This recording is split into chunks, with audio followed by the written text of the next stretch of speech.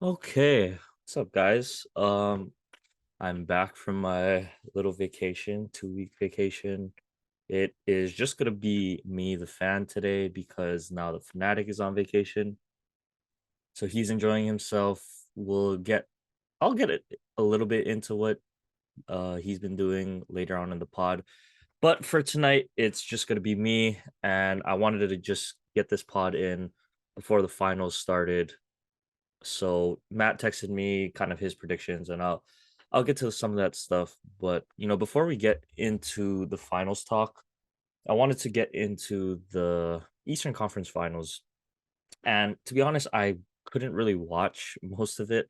I was in Japan, and ESPN didn't like let me stream the games or anything. I think it's because like I was international or something. Either way, I wasn't able to watch too much of the games, but I was, following when I could. And I was, getting a little worried for Miami. The 3-0 lead, obviously.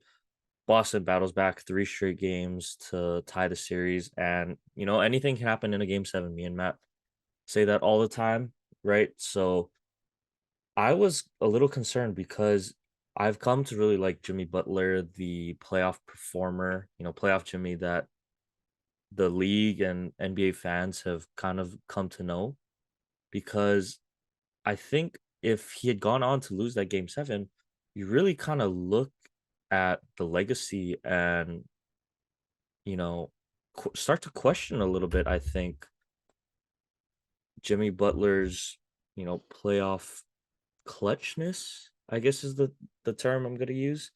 Um, I obviously the bubble run he went on against my Lakers was insane, even winning 2 games, and how he's been, really carrying this Miami Heat team for the past couple years.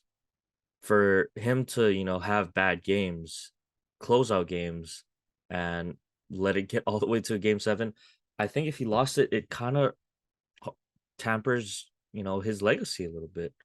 He's not known as one of maybe the top 5 players year round. You know, he's not in the Giannis and Joel Embiid, LeBron James, you know, conversation per se, but when it comes to the playoffs, and I think this is where everyone can agree, he is easily a top 5 performer. He shows up and he closes out games. He plays on hard on both ends of the ball. Not the most athletic, not saying he's not athletic, but not the most athletic guy. But he has shown time and time again that he will step up and deliver in the playoffs. So, let's just get into those game 6 and 7. And really the last sequence of game 6. I thought it was interesting with the foul call. I'm still kind of on the fence, but I'm leaning more towards Al Horford did foul him. It's been, I know I can see both sides arguing. I thought, looking back at the highlights, even in slow motion, I don't have a problem with the foul being called there. And quite honestly, as I was watching it, watching the little game tracker on ESPN, I thought, oh, for sure, this game is over. And, you know, I don't get the live video feeds of what's happening. All I see is the score shifts, to 103 to 102 to 104 to 103. I'm like, wait, what just happened? There's only 3 seconds left on the clock.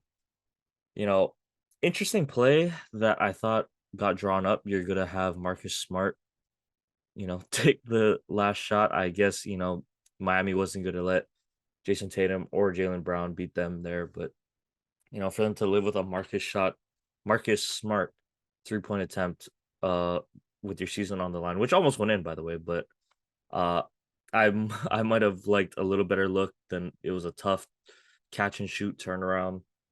But Derek White, props to him, right place, right time, never gave up on the play. And he has proven and I think solidified himself as a key member of that Boston team. If I'm Boston, I want Derek White around for the long term. He performed, really well for them during the playoffs. And, while Jason Tatum did get hurt that game, Jalen Brown kind of struggled throughout the series a little bit, especially in that last game. I think he had about 7 or 8 turnovers. So, Derek White was a bright spot for them, kept their season alive there. Just a completely shocking win. You really think that Boston would carry that momentum going into Boston for the game 7. I was worried. I really thought the Heat were going to blow it, but you know, got to give my props to Eric Spoelstra and Jimmy Butler. The leadership in that Heat locker room, didn't let things get out of hand, didn't let the pressure get to them because all the pressure, right, shifts to Miami. You don't want to be the only team ever to allow a 3-0 comeback because you will always forever be remembered by that. We still to this day talk about, the 3-1 comeback um with Cleveland and Golden State. So a 3-0 comeback, I mean, that's history. It's literally never been done before. You don't want to be on the wrong side of history. You're going into Boston, into a hostile environment without any momentum. You lost 3 straight games, all the pressure's there. I have to give credit, to the Miami Heat staff and organization. The players, they were ready to go. They seemed calm.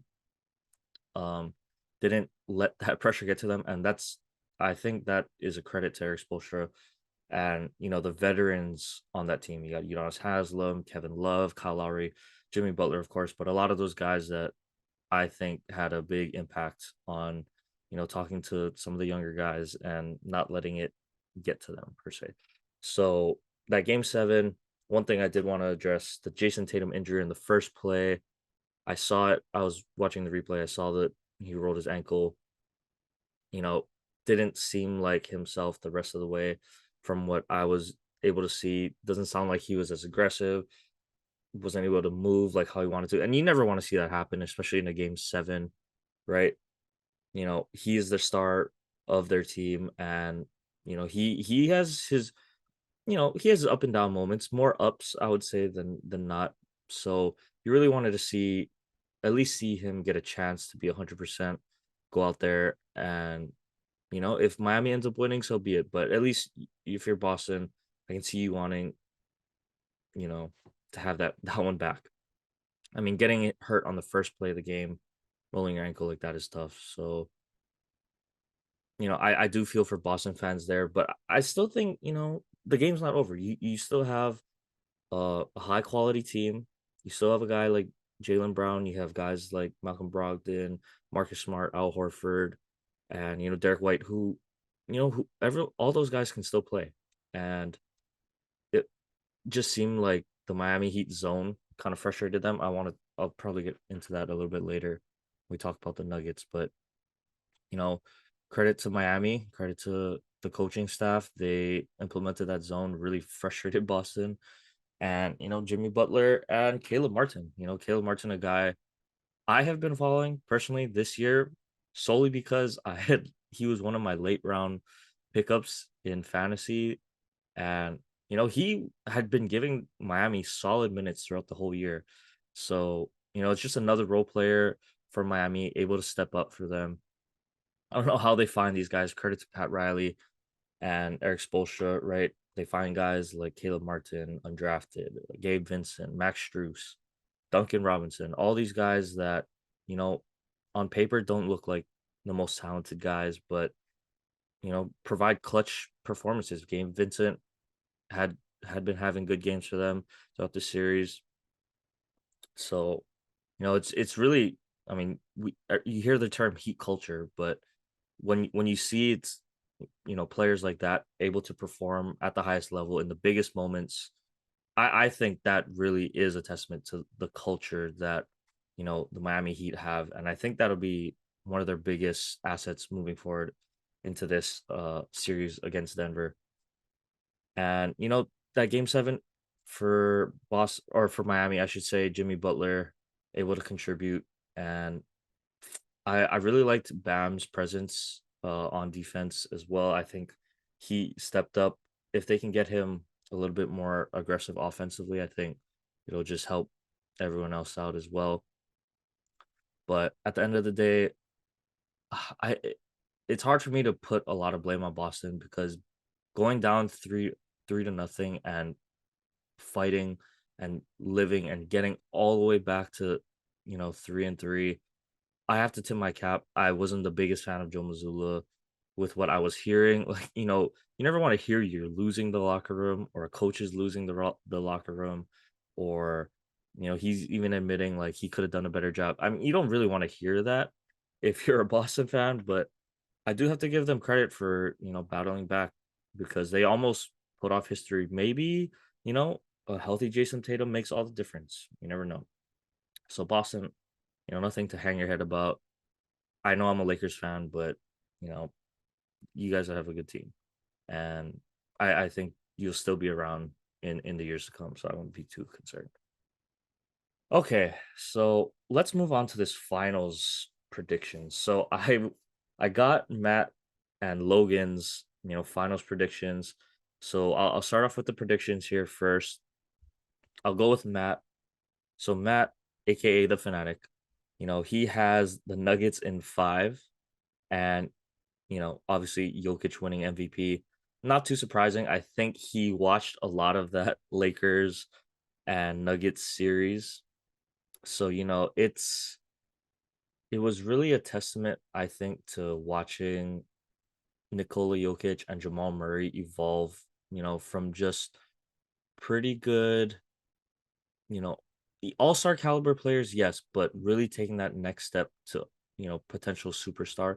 Obviously, Nikola Jokic, two-time MVP, nothing really to be said about him, but how Jamal Murray stepped up in that series along with the rest of the team, I can see why Matt, you know, is confident in the Nuggets winning in five.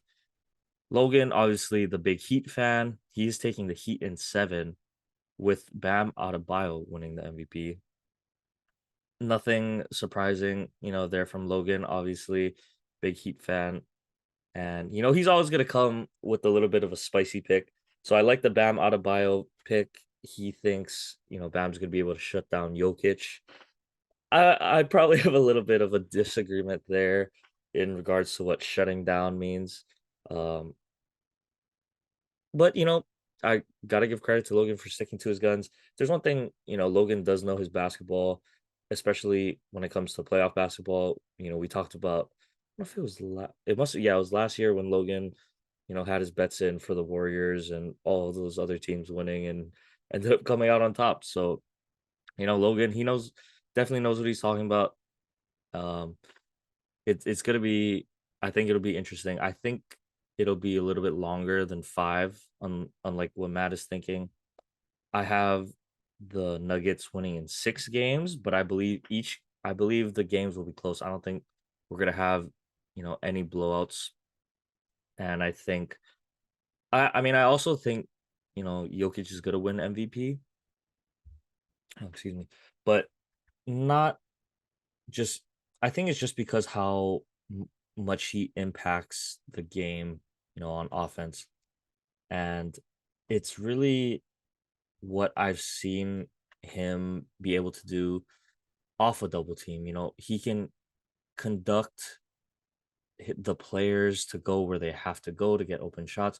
He makes the right pass, perfect passes. And I think we've seen his conditioning kind of improve over the years. I'll never forget him and Jamal Murray in that Portland series back in 2018 that me and Matt love to talk about. But he was giving them a whole bunch of problems, but seemed like he was just kind of running out of gas at the end. But I think it's a new Nikola Jokic, so that's why I have the Nuggets winning in 6 games. You know, let let's get into some of the reasonings behind it. At least for me, uh, I'll get Matt and Logan back on the pod as soon as we can to discuss how the finals are going. But let's start with the coaches. I think it's a pretty fairly even coaching matchup. Obviously, Mike Malone coached this team, and Denver has been good the past several years. Coached them to a number one seed in this regular season.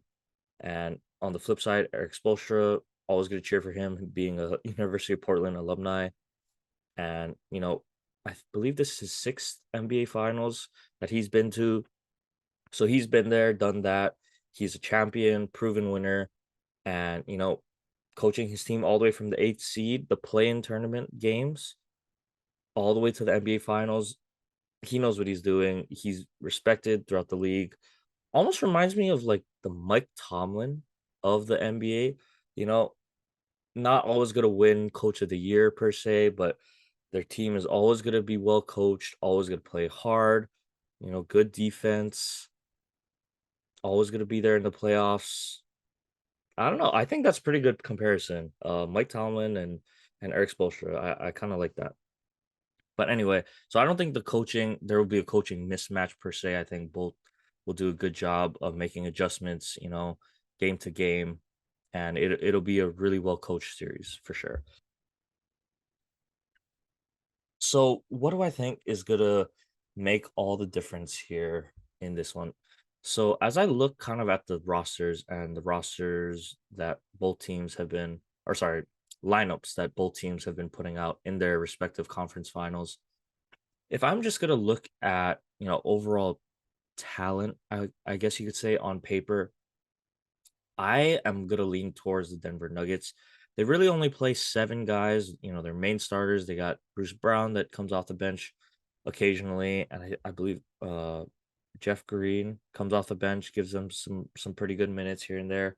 So I'm not really, they're nice guys to have, but the starting five, if they're able to go, I think they have a better team on paper than the Heat, and I think that this is a time where Denver is finally healthy. We haven't really seen the health of Denver at their full strength in the playoffs for the past several years, right? Jamal Murray obviously missed the entire year last season. The year before was when he, got his ACL injury. So it's pretty much been it was the Jokic show for the past 1.5 years before the season started, and they were still a playoff team, still a contender. But now that they have Jamal Murray back, and Jamal Murray is playing like the bubble Jamal Murray, I just think that two-man game sets up so many problems for opposing defenses, and even for a well-coached defensive minded team like Miami, I think it'll be tough for them to be able to handle the other three guys. So KCP, obviously, really good catch and shoot 3-and-D type of guy. Really wish the Lakers still kept him. But, when Aaron Gordon is driving downhill and Michael Porter is aggressive, it really can cause a lot of problems, I think, and I think will cause a lot of problems for the Heat because I'm looking at the Heat roster. Who's really good to guard Aaron Gordon and Michael Porter, because Jimmy's only going to be able to guard one of those guys, and I think there's going to be a size mismatch on whoever else Miami decides to throw at them. So I am a little concerned there for Miami. Um, I think that two-man pick and roll game that the Nuggets run is just so deadly, and if they get out in transition, Jokic, great outlet passer. Um, Man, I think it's gonna be tough, really tough for Miami to be able to keep up with Denver's offense. And they're defensively, they're an athletic team, they'll play pretty good defense. I think Miami has the edge defensively, but I think the offense of the Nuggets is just gonna be a little bit too much to overcome, based on, kind of the supporting cast, I should say. I don't want to say role players, but yeah, the supporting cast outside, the main superstars on either side. I'm gonna have to give my slight edge to the Nuggets, even though the Heat probably have more guys they can play. I'll still give my slight edge to the Nuggets there with the supporting cast, and the Heat. I think if they want to stay in this series and give themselves a chance to win, because I don't think you're gonna be able to stop Nikola Jokic, especially if he's hitting the shots that he was hitting against the Lakers. I mean, my goodness, step back, fall away, rainbow threes, one leg fadeaways. If he's hitting shots like that, even Bam Adebayo can't guard him. I mean, Anthony Davis, yes, he hasn't been the defensive presence over the past several years, but this playoffs, against the Grizzlies and then against the Warriors was a big factor in why the Lakers won those series. And I thought he played defense pretty well against Jokic. Um, But I thought, Jokic just too talented right now, too locked in, and I don't think Bam is going to be able to stop him. Sorry, Logan. As great of a defender Bam is, I don't think he's going to be able to stop Jokic 1-on-1. And I think the adjustment will be made to try to send doubles or send a lot of bodies at Jokic. But the problem is he's such a good passer that he can pass out of those double teams. And if you leave Aaron Gordon wide open, he'll make you pay. Michael Porter isn't afraid to take shots. Jamal Murray can shoot, and KCP can shoot. It's almost like the LeBron effect, right? You put three or four shooters around LeBron, and you try to double him, he'll find the right guy, make the right play.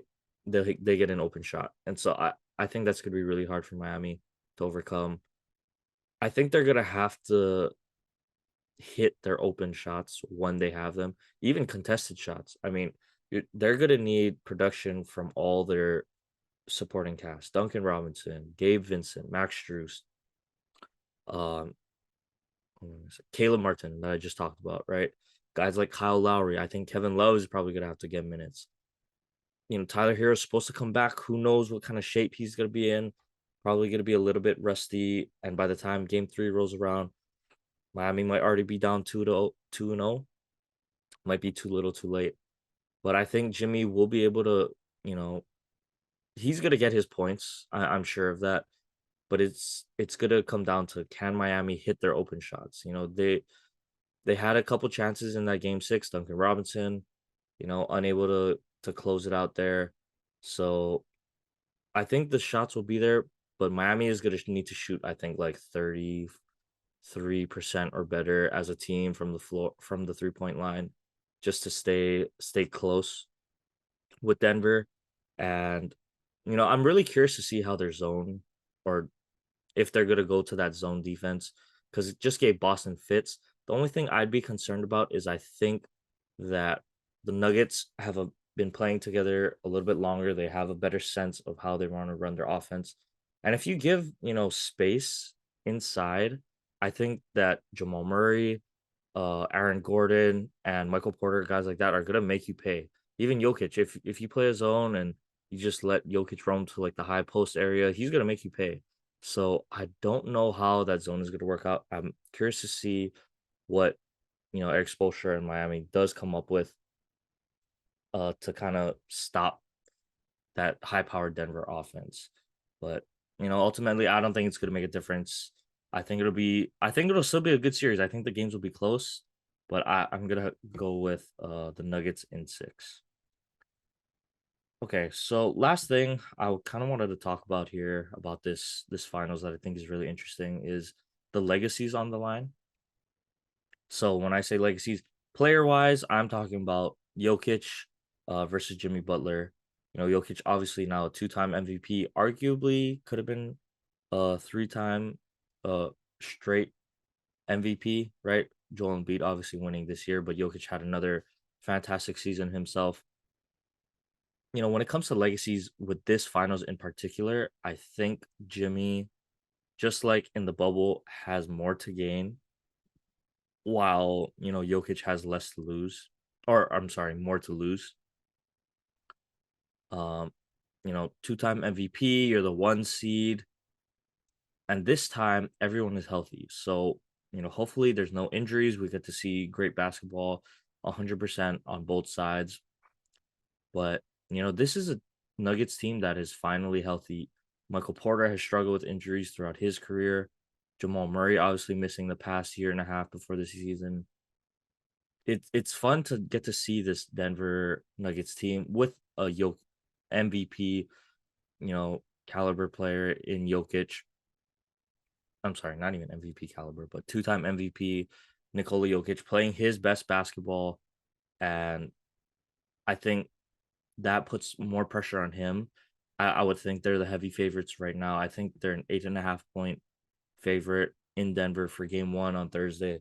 So I think Jokic is gonna need to win this one uh, to really cement himself as one of the best players in NBA history, because you're gonna start to look at the resumes, right? Two-time MVP, Finals champion.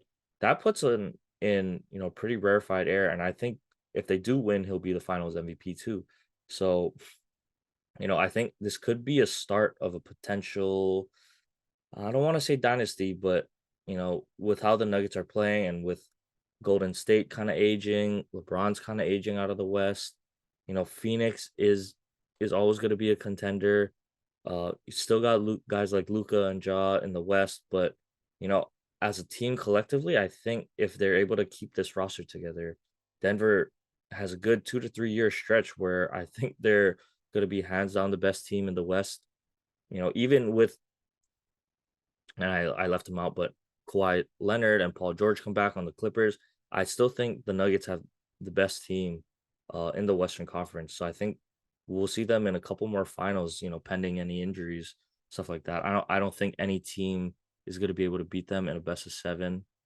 And I think if Jokic doesn't win this one, it might start to draw some questions in. Oh, he couldn't get it done in the biggest stage. um, how is he? Is he just a not regular season performer because we've seen him perform in the playoffs, but not able to get over the hump? A lot of players we talk about great players, but never got the championship, and sometimes that does hurt legacies. So I think if Jokic, if the Heat win this one, it's gonna hurt Jokic's legacy. On the flip side, though, Jimmy Butler, um, kind of saved from the embarrassment of the 3-0 collapse. And now, people are not even gonna when we're talking about it, people are not gonna say, oh, they almost got 3-0 because they didn't. So um they didn't end up blowing the lead. And I don't know. I think that Jimmy Butler, if he's able to pull this off, this Miami team, I should say, is able to pull off this win, it'll cement Jimmy Butler as possibly, one of when we're gonna start to talk about guys like MJ, how does LeBron perform in the playoffs in the clutch? Jimmy Butler's name is gonna start to come up as one of the all-time great playoff performers. And to me, that says a lot more than guys with 10 plus all-star selections. Paul George obviously probably gets talked about a little bit more. Guys like even Kawhi Leonard. Kawhi Leonard, proven, playoff winner when he is healthy. And that was starting to bump Kawhi up more and more and more on a lot of people's lists, right? Finals MVP, two different teams. And we start talking about, oh, is Kawhi, going to be known as one of the all-time greats? Then he stops playing as much, kind of fades out of the conversation. But I don't know. I think if Jimmy Butler is able to pull this off, then you really, really need to start considering him to be one of the all-time great playoff performers if he's not already considered that by a lot of people. But I don't know. I think it could put a stamp on a Hall of Fame resume for Jimmy Butler. Uh, I think maybe it pushes him into that upper echelon first ballot area if he's not already. But it I think just the legend of Jimmy Butler as well, with all the things we've seen from him from, the Sixers, the Timberwolves practice, and even going back to just his story to get to the NBA, right? He was homeless at one point, out on the street, kicked out by his mom, you know, ad- I think adopted or at least taken in and adopted by a different family, had to work hard, go to Marquette, um, and finally be able to make it to the NBA and not even be a star at first, but to work hard, be a most improved player, take over and become a superstar, work and become a superstar. I think it would just put the icing on top for Jimmy Butler to win this. I personally don't think he needs to win this. I've already have a great deal of respect for Jimmy Butler, but it would just, amaze me even more if he's able to pull this off. So I think those are the two legacies on the line here, but definitely more pressure on Nikola Jokic. So it'll be a fun one. Um, I'm looking forward to it. I think it's gonna be a good series. Really, really fun, high level basketball. People are talking about, oh, Heat Nuggets. I like the microwave jokes that are coming out, like or the oven. It's like, what is this? Like my oven finals, right? Because it's like heat nuggets. Um, but I think it'll be really entertaining. A lot of people are like, "Oh, heat nuggets are gonna be so boring. The ratings are gonna be so low."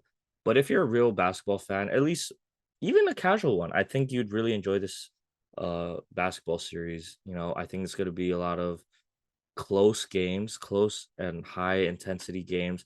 Both teams are going to play hard every single game. We know that. We know that from the coaches. They will have their guys ready to go every single night. So it's going to be a fun one. Um, and we'll see at the end who's right, me, Matt, or Logan. So looking forward to that. And before I kind of wrap up here, um, I'll go talk a little bit of baseball. Dodgers and Yankees, of course. Start with the Dodgers. The Dodgers on fire right now, actually. We are just hitting the ball so well. Um, Starting pitching, like I've kind of said, probably gonna need a couple more pen guys as well. But um, you know, tough series loss against the Rays. But if I'm being honest, it was pretty good. I mean, we scored 10 runs against the Rays, and they are just a hitting machine right now. So to drop one game and lose another one by one run in a back and forth, 11-10 game, I'm not too worried if I'm being completely honest. And taking care of business again in this homestand we got going on. So, you know, already won the series against the Nationals. That series will wrap up, but you know, we have a plus 61 uh run differential. It's not super huge or anything, but we are 34 and 24. We are currently tied for third, or I'm sorry, fourth with the Yankees, um, with the best record in baseball right now. And you know, I don't know. I'm liking how this team is looking. The offense to me is just so surprising. JD Martinez, what a great pickup by Friedman. He's been providing so much help for us. And Freddie Freeman, man, I can't say enough about this guy. I love Freddie Freeman. Just a model of consistency, pure hitter. He's now hitting 344 on the year. We are about 56 games into the season. He's hitting 344.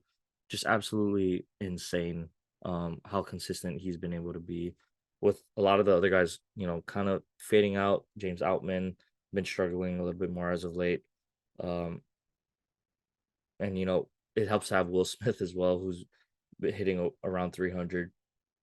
But I like this Dodgers team, man. They're gritty. They don't give up. They believe in each other. You can tell the chemistry is high. Um, and I don't know. Timely hitting has been really good this year. So I'm liking how the team's looking. Like I said, it's only May. I don't get too high or too low. Um, but let's get over to the Yankees. Interesting. I get to talk about the Yankees, but Matt actually got to go to one of the Seattle games where Aaron Judge is just on an absolute tear right now. He picked his average all the way up to 300 after I think he was hitting like 240 or 250 not too long ago.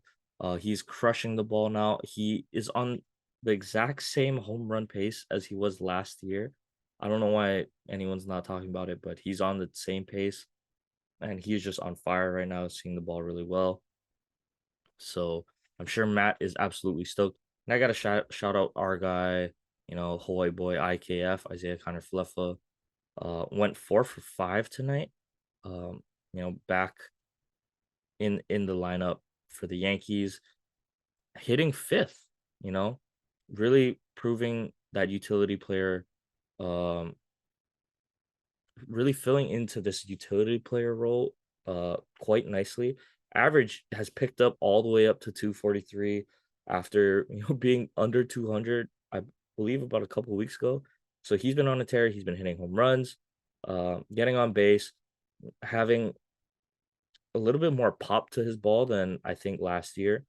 And I believe I saw a quote somewhere on Twitter about how he is really just trying to drive the ball more, not just kind of make contact and slap the ball around. So really good for Izzy. Love to see that from him. And the Yankees, I mean, they're only gonna get better. They have Stanton coming back. Rodon is supposed to come back. Uh, this is a really good Yankees team. They're getting hot right now, and I think that that's gonna help catch the Orioles. And I don't know if they're gonna be able to catch Tampa with how Tampa's been playing, but you never know. They're only 5 games out now, I believe, and it's a long season. So I don't know how long Tampa can sustain their offense, but it'll be definitely interesting to um, see what happens there. I think we maybe this is the year. I don't want to jinx it, but maybe this is the year we finally have the Dodgers Yankees series. Also, sorry, Jaden. I know it was against your team that Aaron Judge is popping off on. Um, but the Mariners are still doing pretty well, I believe. Let me do a quick check on them. Oh, well, they are 7.5 back. I thought they were doing pretty well. Maybe they went on a little bit of a slide. Anyway, um, yeah, so that's our little baseball update. Matt's not here, so you know what? I don't think we're gonna have a sports fact today, guys. Sorry, I will make sure Matt does that when he gets back. But other than that, thank you. We will be back next week to discuss finals and maybe hint at some things we're gonna look into in our off season. But who knows? Maybe we'll keep that under wraps for now. Okay, well, other than that, thank you guys for listening. I hope everyone has a good week. Everyone stay safe. I hope everyone had a good Memorial Day, by the way. Nice 3-day weekend. And yeah, we will catch you guys next week. So thanks again for listening.